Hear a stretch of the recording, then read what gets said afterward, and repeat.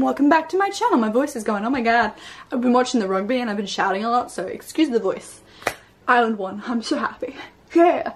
Oh, and then we just have to wait for another match for next week.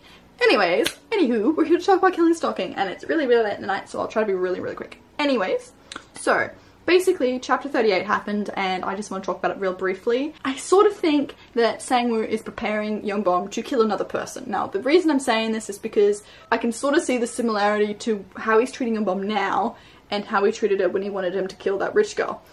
And it's not as, this time it's more extreme because I think he's wanting him to kill someone even closer to Yongbom, if that makes sense. I think it probably may be the uncle because of how much he's been mentioned lately and how much he's been kind of prepping him and slowly dropping, like when they went to the cafe, he says, this is your drink with me, this is your first time drinking, and it's not the first time you're drinking with your uncle. And he just keeps getting dropped every so often. But then again, the detective showed up a couple chapters back, so it could be the detective as well because Yongbom also has a connection with him.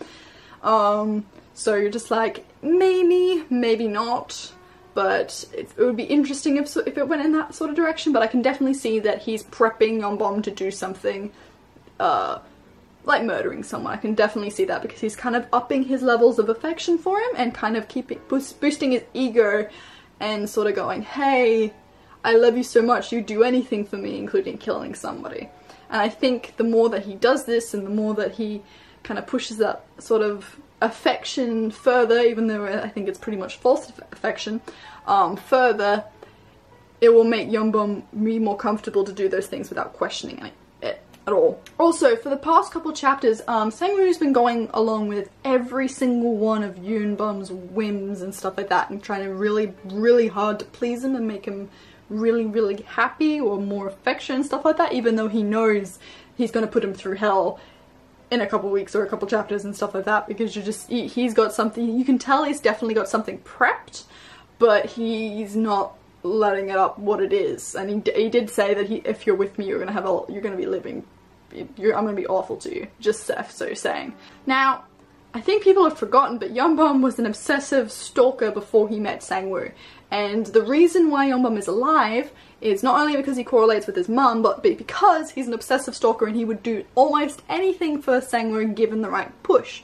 And Sang-woo knows this, so I think he's building up like a sense of comfort and love and affection for Yongbom so that he can achieve that level from Yongbom, so he can kill people for him at the drop of a hat, because that's what he really wants. At the end of the day, he wants someone that in his sort of life where he can order around to kill people and get a high off that and stuff like that. That's what I think. That and Yongbom is a sense of comfort as well for Sang-woo because he reminds him so much of his mum and he does all the domestic-y sort of things that Sang-woo sort of liked his mum doing and everything like that, and he's just a constant reminder that someone's there to love him sort of thing. He's got love issues. Also, I think people forget that Yongbom has a massive hold in the power struggle between the two of them, because it's quite easy to think that Sang-woo is the most manipulative one in this sort of relationship and stuff like that, and to a degree he is. He's definitely the more abusive one,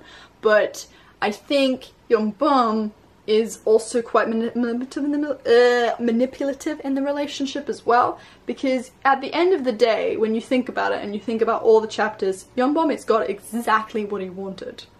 He's gotten Sang-woo's attention, he's caring for him, he's loving him. When he was downstairs in the basement and stuff like that, he said no, he acted affectionately and stuff like that, and then he got his own bed, and then he started acting domestically and everything, and now he's starting to like talk and like actually speak his voice and stuff like that, saying no, I don't want to do that, and then Sang-woo's going along with that. So I think people forget that he's actually got quite a strong manipulative hold over Sang-woo as well. As Sang-woo definitely has one, 100% has one over Yongbom as well, but half of that is Yongbom's fault because he kind of wants Sang-woo's attention and stuff like that to a degree. Not to the massive abusive degree as in what it was beforehand, but he definitely wants all of Sang-woo's attention on himself. But now that he's become sort of a masochist, he probably would want the abusive attention from him as well. This fandom is it's just getting more and more messed up, and it's great to read, but oh my god, you just feel, send him to therapy! I definitely think someone is going to die soon, like a character is going to be killed off soon in the story, I think it would probably be Yeonbum's uncle, because they've been mentioning him so much that, oh my god, I've started thinking about him a lot more and thinking about his backstory a lot more, and I'm like, oh my god. He's mentioned like almost every chapter in season 3. So I think they'll probably, Sangwoo's sort of mind is gonna go, let's kill the uncle, and then it will be like, I am Yeonbum's savior, and he'll be even more grateful to me, and he'll love me even more, he'll do more things for me, and stuff like that. Or they'll kill the detective, because he's been mentioned twice, and he's depressed, so yeah. But I think one of them is gonna die, and I think that he'll make Yeonbum do it as well. I don't think he'll do it, I think Yeonbum will do it to make him even more what he sort of desires Yeonbum to be, what Sangwoo desires Yeonbum to be. Especially after the uncle was name dropped at the cafe and stuff like that, saying, this is your first drink with me, not your uncle. This is your first time drinking. Erase him from your memory. I'll do that for you. I'll erase him from your memory. He'll be nothing but a memory and stuff like that. And then when he started drinking and everything like that, and then I think if Sangwoo actually did get drunk, Yeonbum would have took complete control of the situation and totally used the situation to get everything he wanted from Sangwoo, basically. He would have used him completely to get what he wanted. I think that would have happened, but it didn't happen because Sangwoo wasn't drunk and Yeonbum sort of was. Also, what I found interesting in the whole cafe scene and stuff like that is that the entire time when they were talking about the dead people, Yeonbum was basically going, oh my god, people are looking, oh my god, shush, let's hide in the background. But as soon as sex was mentioned and he was sort of saying your husband and stuff like that, he started getting very, very aggravated and very, very flustered. And I'm just like, that's an interesting response, because to be honest, out of the two subjects, should be more upset about the killing people thing than the sex thing. But then I'm like thinking back on Yeonbum's character, he is only honest when he's in like, when he's aroused or when he's like lusting after Sangwoo. Any other time he's putting on a facade, like a fake, a facade, that's it. He's putting on a facade, he's putting on a fake face and stuff like that, saying everything he thinks Sangwoo would want him to say. He's sort of broken slightly out of that, but he's still firmly in that situation where he's only honest, completely his real self, when he's lusting after Sangwoo. And Sangwoo knows this fact because he's used that to his advantage many, many, many, many times, many chapters. And especially it was kind of pivotal because Sangwoo honestly doesn't know what Yeonbum is thinking. He doesn't actually know.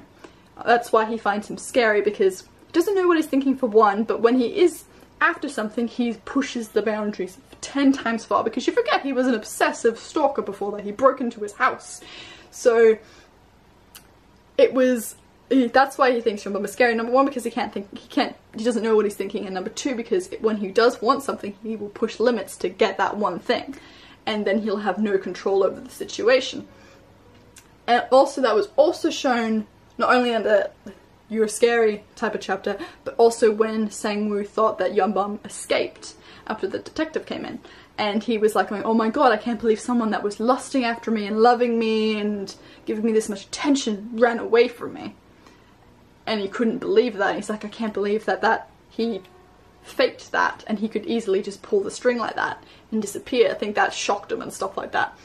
But there was also a scene in a bathtub after Yeonbum cut his wrists and slit his wrists, when Sangwoo said, oh, I'll sleep with you, and then Yeonbum said no, and that's when he didn't know what he was thinking at all, and then he got really, really mad, and he's just like, oh, really, really mad, and started like drowning him and stuff like that, because he didn't know what he was thinking. And he can usually tell what people are thinking, and he can usually guess what people are thinking, so when he doesn't know what someone is thinking, he sort of gets really, really flustered and doesn't know what to do. So I think that's like a very, very strong hold that Yeonbum has over Sangwoo at the moment, because he's very unpredictable. He won't do what Sangwoo sort of wants and everything like that, and that's kind of has a really strong firm in their relationship now. And it's just very, very interesting, because we're seeing Yeonbum act the way he did in the cafe and everything like that, getting really, really flustered because he knew that Sangwoo knew that that was when he was at most honest and most raw and most vulnerable. So it was very, very interesting to see. The car scene was also interesting. I'm just like, what? But I think that was basically Sangwoo trying to up his like affection rate for Yeonbum as well, to get him to love him more and like him more and do anything for him, sort of.